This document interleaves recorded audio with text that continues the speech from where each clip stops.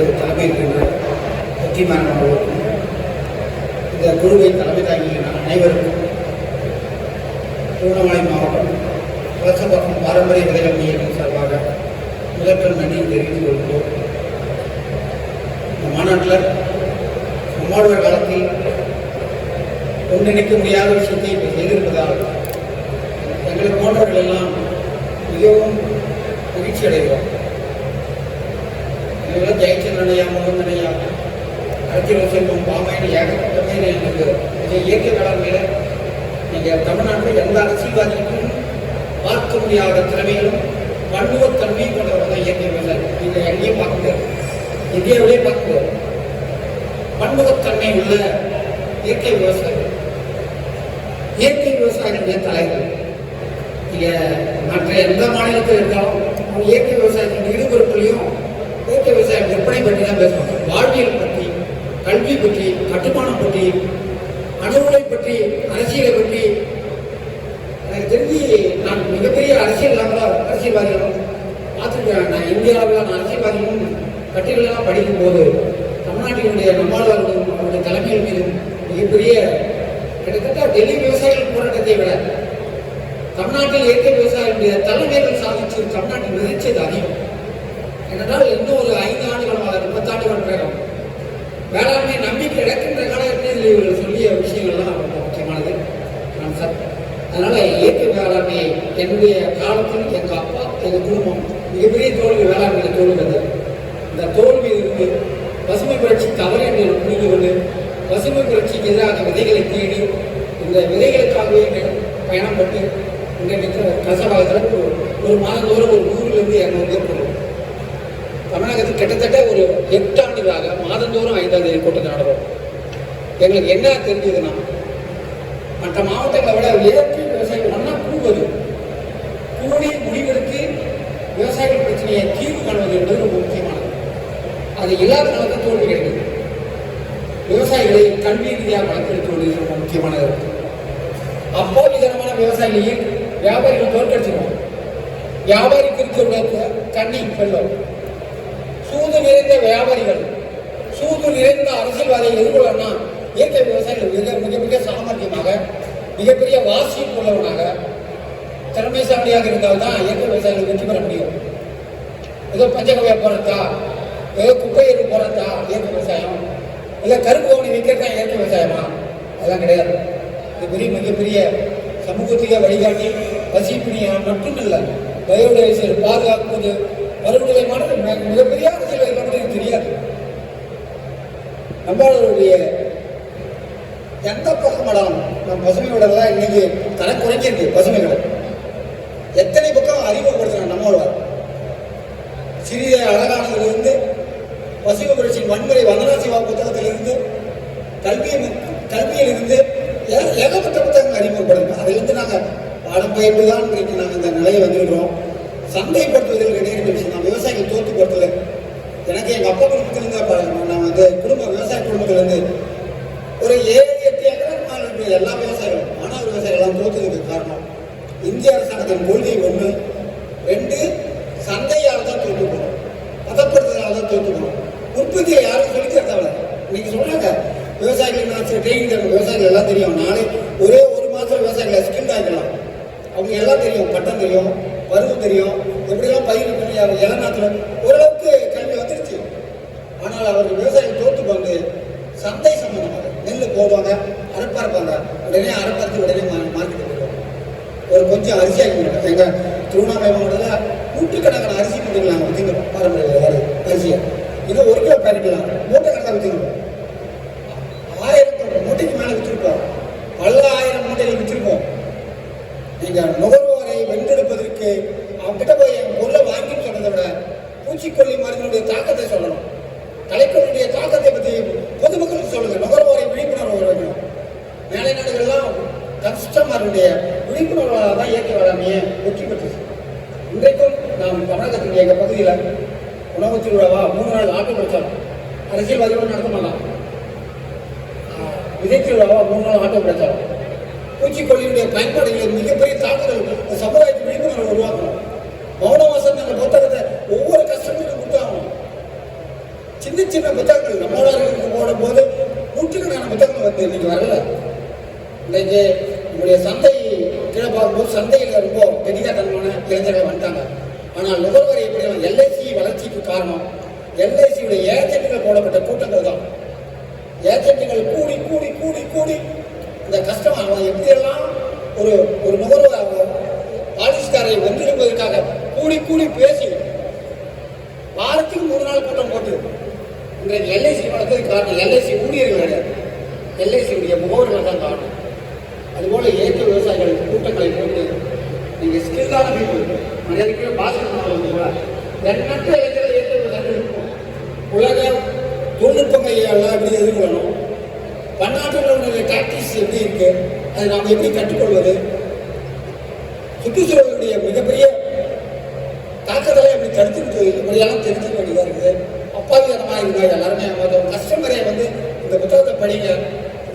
நூலகம் தான் இயற்கை விவசாயத்தை வளர்த்துருக்கு. நீங்க வாசிக்க வாசிக்க வாசிக்க தான் நீங்க ஏகப்பட்ட விஷயம் இருக்கு. காஷ்மீர்ல 17 பேர் சேர்த்து போன பூச்சிக்கொல்லினால, பீகார்ல 110 குழந்தைகள் சேர்ந்து பூச்சிக்கொல்லினால, இதெல்லாம் யாரும் எக்ஸ்பிரஸ் பண்றது? இயற்கை விவசாயம் தான் பண்ணணும். நீங்க கீழோட மருத்துவமனை சரிபாதியா குறைஞ்சது, அது காரணம் என்னன்னா இயற்கை வேளாண்மை பொருள் தான். இதெல்லாம் சொல்லுவதன் மூலம் இயற்கை பொருளை சந்தைப்படுத்துகிறோம். நீங்கள் எவ்வளவு சாமர்த்தியமாக எவ்வளவு தூரம் நீங்கள் வெற்றியாளராக இருக்க, நீங்கள் ஒரு ஓட்டப்பந்தய வீரர்களுக்கோ கிரிக்கெட் வீரர்களுக்கோ பயிற்சியாளர்கள் தான் பயிற்சி தான் தீர்மானிக்கும். நீங்கள் உழைப்பில் இருக்கிற மொத்தமே நான் என்ன சொல்லுவேன், உழைப்பில் பாதி உற்பத்தி நிறுத்துங்க. நான் 40 ஏக்கரை இயற்கை வேளாண்மை பண்ணுறதுலாம் தேவையில்லை, 4 ஏக்கரை பண்ணுறேன். அந்த கேபிட்டலை தூக்கி நீங்கள் சந்தைப்படுத்துதலும் மதிப்பு கூடுதலும் நீங்கள் பண்ணீங்கன்னா தான் வெற்றி பெற முடியும். நீங்கள் கால் ஏக்கரான்னு சொன்னாங்க, அதுதான் சரியான விஷயம். நம்ம விவசாயிகள் அதிகமான நேரங்களை உற்பத்தியில் ஈடுபடுவதை விட சந்தைப்படுத்துவதிலும் அது உண்மையில் கொத்தவரங்காய் வெண்டைக்காய் வந்து நம்மளால் சாதாரண வத்துவாக்க முடியல, விலை குறைச்சல் வீழ்ச்சி அடையும். நாட்டு தக்காளியை சந்தைக்கு ஏகப்பட்ட டிமாண்ட் இருக்கு, நாட்டு தக்காளி உற்பத்தி பண்ண முடியல. நீங்க ஹைபிரிட் தக்காளிக்கு எவ்வளவு பூச்சிக்கொல்லி தெளிக்கிறாங்க ஒரு வீடியோ போட்டு காமிக்கணும். நுகர்வோர் அந்த ஒசூர் பகுதியில் பூச்சிக்கொல்லியும் பயன்பாடு, கேரட்டும் ஊட்டி போன்ற மலை பிரதேசத்தில் கூடிய காய்கறிகள் எவ்வளவு பூச்சிக்கொல்லி பயன்படுத்துறாங்க நீங்க பயோடாட்டா சமூகத்துக்கு சொல்லி தான் ஆகணும்.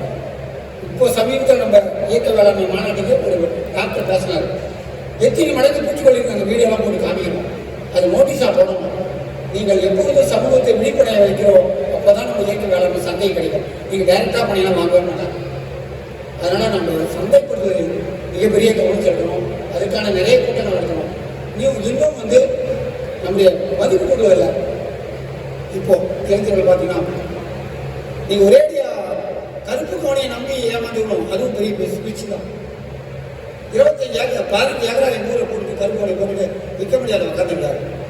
எங்கள் பகுதியில் இருக்கக்கூடிய வட்டார வாரியான அரிசிகள் கலர்பாளைய வாடங்கைப்பாவை சின்ன சின்ன பயோடைவர்சிட்டிக்கான நூற்றுக்கணக்கான காய்கறிகள் நூற்றுக்கணக்கான நெல்லகத்தை பாதுகாப்பதன் மூலம் தான் இயற்கை வேளாண்மையை நிலைநிறுத்த முடியும். அதை நம்ம நுகர்வோருக்கு சொல்லணும், நாங்கள் இப்படிப்பட்ட நெல்லாம் நாங்கள் பாதுகாக்கிறோம், ஸோ எங்கள் நெல்லை நீங்கள் வாங்குங்க.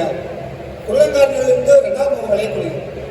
ஆகவே நீங்கள் பட்டத்தில் ஒரே ஒரு பட்டம் போதும், 1 ஏக்கர் போதும். உங்களுடைய இன்னொன்று உள்ளூர் சந்தை நாங்கள் கலசபாக்கம் இங்கே இருந்து விற்க முடியாது.